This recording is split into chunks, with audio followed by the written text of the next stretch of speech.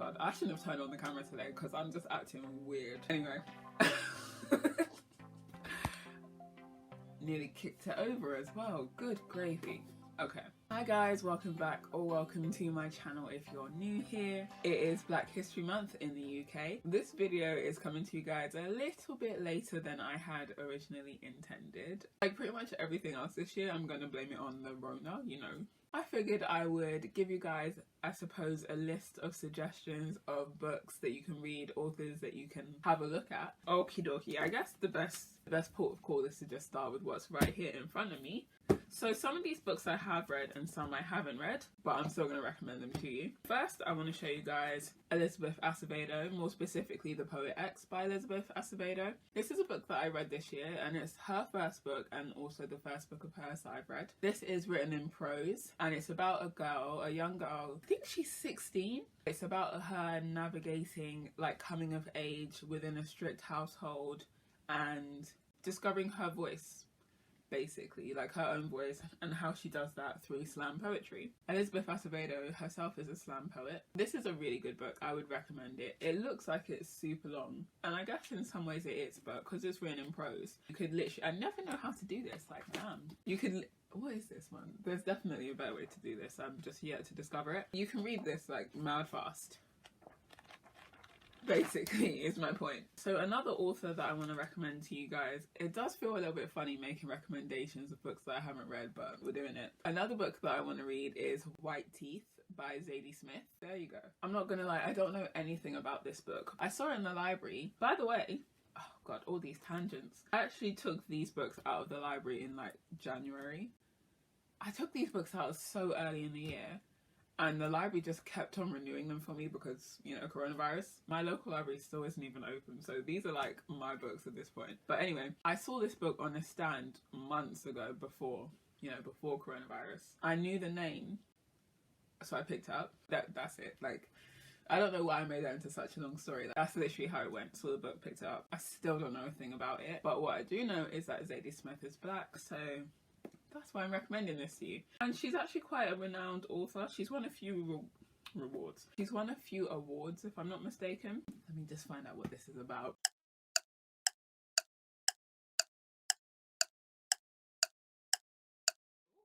So White Teeth is about a man who attempts suicide, is unsuccessful, and then meets and marries a woman 28 years younger than him. I know that this has actually been adapted. It was years ago. I think it was like 2002 or something. And what's her name's in it? I think Naomi Harris is in the adaptation of this. I saw this coming to Netflix. Once I read this, I can watch the film adaptation. Also, this came out in 2000 and they made it into a movie in 2002. This one is long.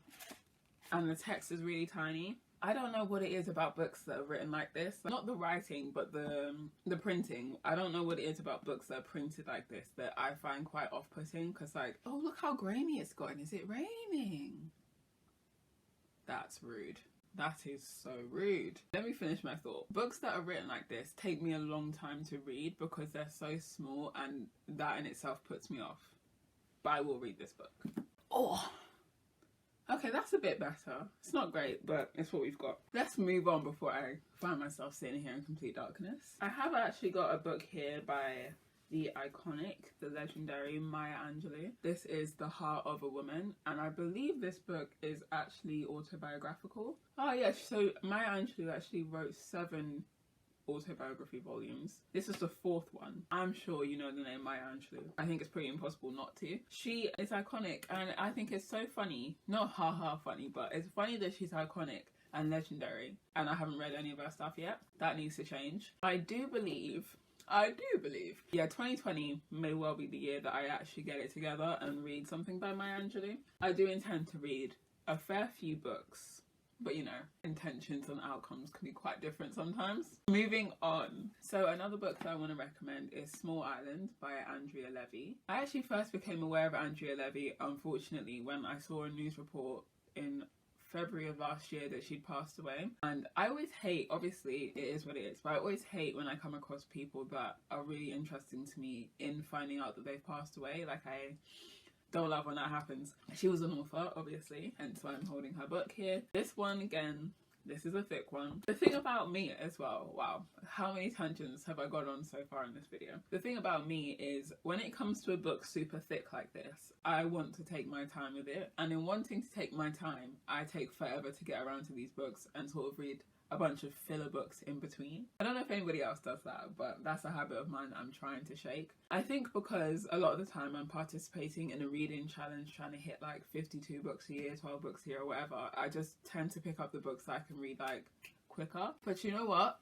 2020 has been a reset, and from 2021 I ain't doing that anymore. I'm going to try and finish my challenge of 25 books this year, but I think next year my only challenge is going to be to read books that I really want to read and not get too caught up in the number of books that I'm reading, because what does it matter if I read 52 books if like 30 of them were mediocre? Do you know what I mean? Or books that I only read so I could hit that numerical target. Let me move on from that aside. This book, let's see what it's actually about, because again, this is a book that was actually right next to the Zadie Smith book when I came across them in the library. Don't know anything about it, recognize the name and picked it up.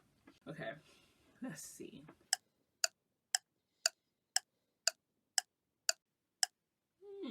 Okay, so this is a book that is set after the Second World War in 1948 to be specific, and it's about a woman, presumably a white woman, that's taken in some Jamaican immigrants. I bet this book is going to bang. So here's a book that you might be interested in this Black History Month and going forward, because obviously we don't just read Black authors in Black History Month, we're reading them all year round. Another book that I'm going to recommend to you guys, one that I'm actually yet to finish, my bookmark is still sitting in there. Heart and Hustle by our very own Patricia Bright. Patricia Bright, for those of you who don't know, is a YouTuber here on YouTube. She's also, I guess you could consider her an Instagrammer also. She's a content creator in it, all of the above. I don't know how to sum her up, because she does a little bit of everything. She does like lifestyle, beauty, she does fashion. I feel like it's safe to say that she's the one that like popularized that format of I spend X amount on like Fashion Nova, Wish, Missguided, like those kind of mega hauls. I think that's what like put her in front of a lot more eyes, as well as being a YouTuber, content creator, just general baddie. She's also a wife and a mother and a business owner. She's got a lot of plates spinning, and this book basically is about her experience of doing all of that. She actually wrote this before she had her second baby, Nova. It came out, I want to say 2018. No, 2019 is when it was published. That's another one that I'm recommending. This one is obviously autobiographical, I guess sort of semi-instructional. She touches on, you know, things to consider if you're interested in content creation. It's getting grainier. I'm gonna try and speed this up. Another book that I want to recommend that I have also yet to read is British by Afua Hirsch. Just a summary, right? You're British, your parents are British, your partner, your children, and most of your friends are British. So why do people keep asking where you're from? If you're a black person in England, I would bet my last penny that at some point you've been asked, where are you from? No, where are you really from? You get used to hearing that question growing up. It's not a foreign experience to most of us. We are a nation in denial about our imperial past and the racism that plagues our present. British is Afua Hirsch's deeply personal and provocative exploration of how this came to be and an urgent call for change. I wish I had managed to read it before, you know, George Floyd and the Black Lives Matter protests and all the protests here as well, but I haven't. So I'm hoping to read this book before the year is out, ideally before the end of the month, but definitely before the year is out. These are very important conversations that I feel like we're having as a whole now. The conversation's being opened up, but things are changing. Things have needed to change for a very long time, but you know, there's definitely been a call to action this year. I would say this book is very on brand for 2020, if that makes sense. Like, these are the conversations that we're having now, and these are the books that it's important that we put into our hands and our kids. I ain't got no kids, but we got to put these books into the hands of the children. Do you know what I mean? This book, and I haven't got it with me, but also Akala's book, which is called Natives, Race and Class in the Ruins of Empire. That is on my list, as well as Why I'm No Longer Talking to White People About Race by Reni Eddo-Lodge. There's many books on these topics that need to be read. How to Be an Anti-Racist by Ibram X. Kendi, I believe. Many books. I want to recommend as many books and authors as I can in this video, but I do think at some point I'm going to do a follow-up because there are many authors to check out. So there's those. It's getting darker, my gosh. If I put a torch in my face, will that help? No. Oh, like a light from the side? I'm just wasting time here. Okay. Alright, so another book that I read this year that I'll recommend to you guys is maybe hold it in frame, Dan. Long Way Down by Jason Reynolds. This book is about a guy who is on his way basically to avenge his brother's murder. He gets into a lift, and on his way down, at each floor he encounters a ghost basically from his past. Very, very good book. There's obviously a little bit of suspension of belief, or is it disbelief? One of those two, because, you know, it could be argued that it's all in his mind. It's a little bit fantastical because obviously he's talking to ghosts or spirits. It's a very good book. It's very thought-provoking. It's raining, you guys. Okay, and then I also have a classic. I have not read the book, but I've watched the movie, and that is The Colour Purple by Alice Walker. I watched the movie a long time ago, and I'm actually a little bit fuzzy on the details now, but it's a classic book. Whoopi Goldberg and Oprah are in the film adaptation. I believe that Oprah plays Whoopi Goldberg's sister-in-law in the film. From having read the blurb and refreshed my memory a little bit, The Colour Purple is about Nellie. Is it Nellie? Sally. I just read the back of it. The Colour Purple is set deep in the American South and is about Sally, who's been sexually abused by the guy she calls father. I'm paraphrasing the blurb here. That's her life basically. But then she encounters, is it Shug Avery, a singer and magic maker who has taken charge of her own destiny, and gradually Sally discovers the power and joy of her own spirit, freeing her from her past and reuniting her with those she loves. This book won the Pulitzer Prize. Yeah.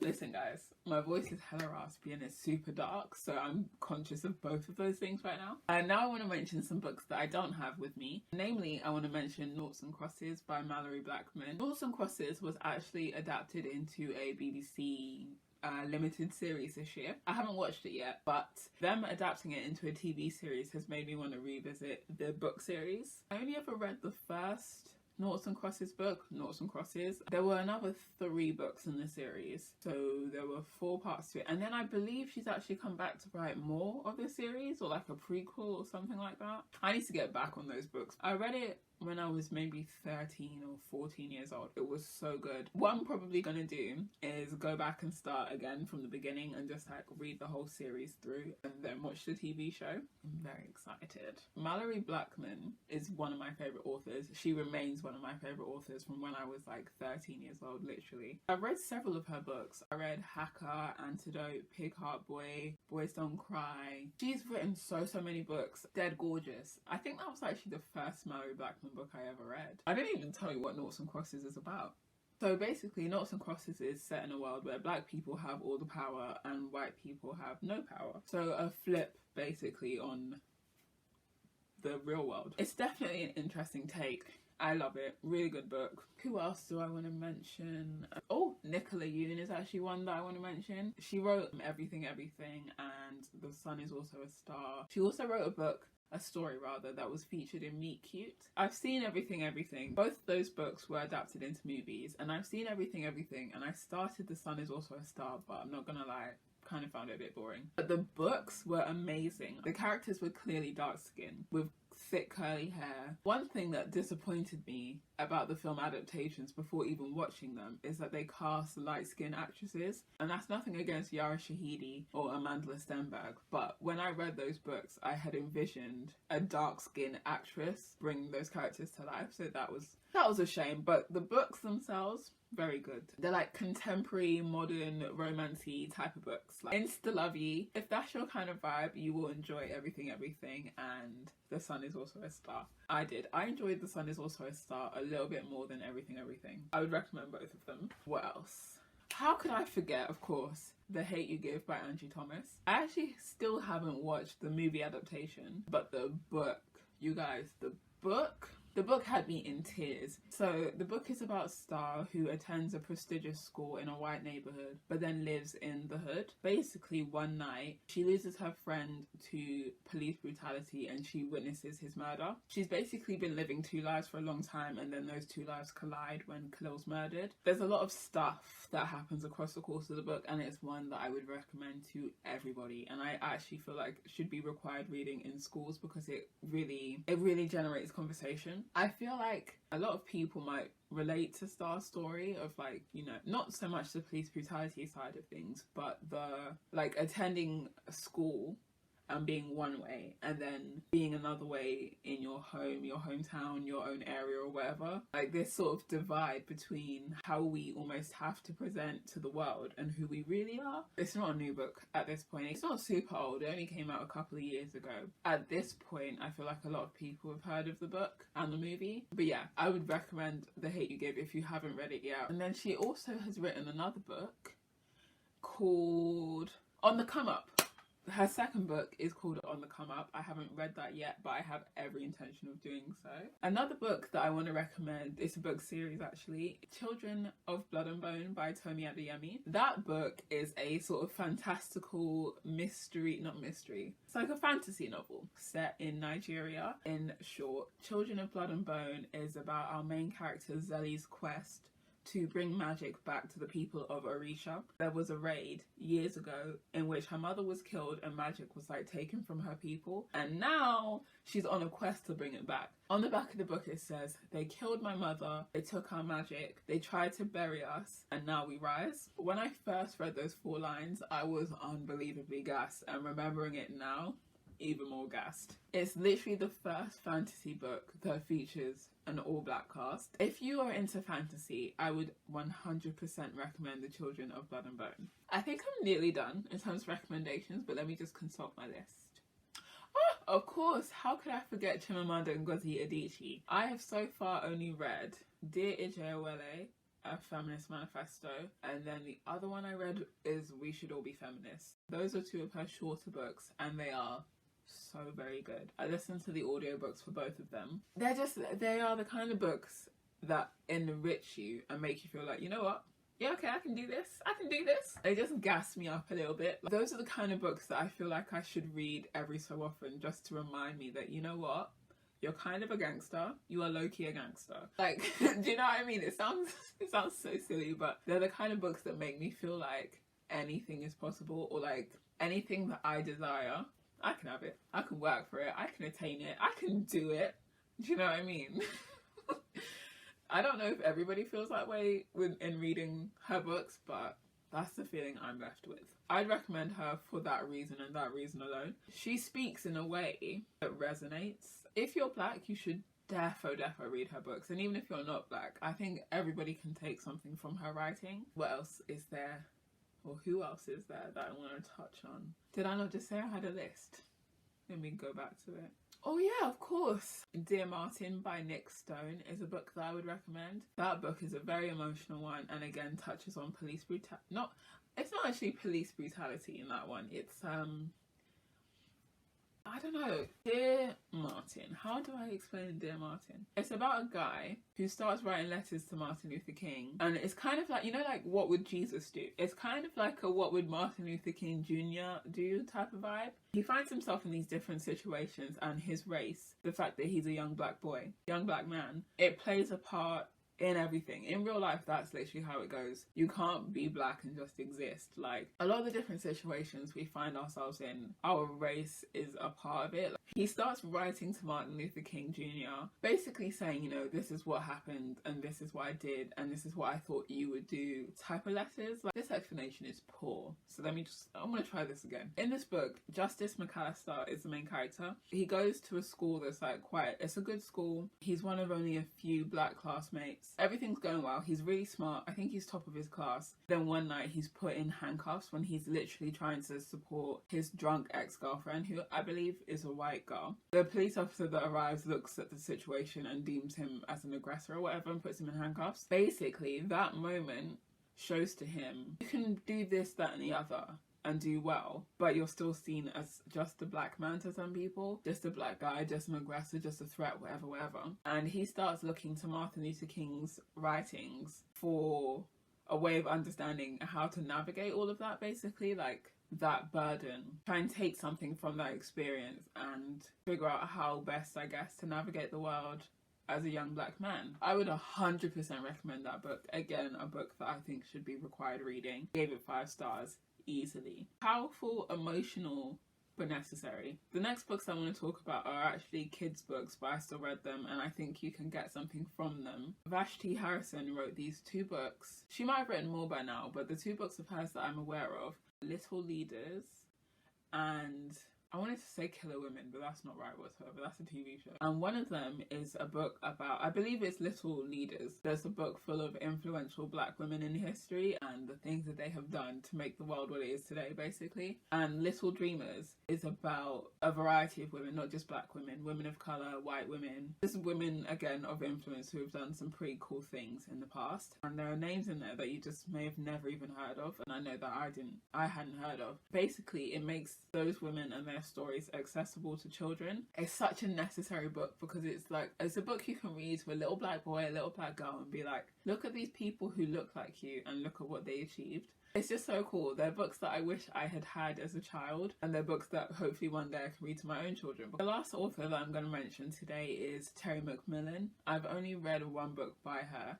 Sugar. She's not the last author I want to mention. I also want to mention Toni Morrison. How could I leave out Miss Toni Morrison?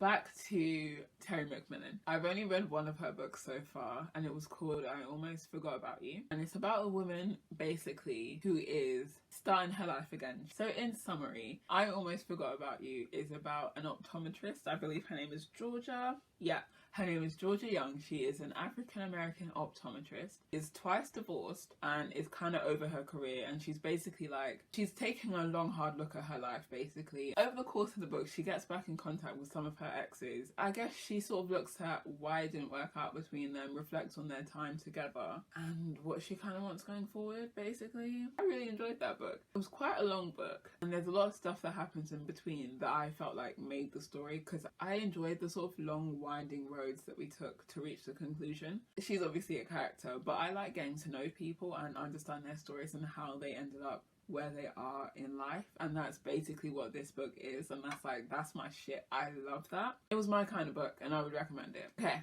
now Toni Morrison is who I actually want to end this video on. I knew who Toni Morrison was before she passed away. Unfortunately, I hadn't read anything by her before she passed away, and I still haven't read anything by her. By this year's end, I want to have read a book by Toni Morrison. Like Sula, for example. That's the only book I can recall off the top of my head. But then there's also a book about eye colour, about this little black girl who wishes she had blue eyes. I can't remember what that book is called. The Bluest Eye. There we go. Toni Morrison has written several iconic books, none of which I've yet read. What did I just say? This video needs to be over and done because I'm just gassing at this point. Anyway, yeah, that's where I want to end this video. I'm not gonna lie, I haven't edited it yet, but I feel like this video was all over the gaff. I hope once I edit it, it makes a little bit of sense. I guess I'll come back at the end of the month, hopefully, and let you know what I actually did read out of this selection here that I've recommended.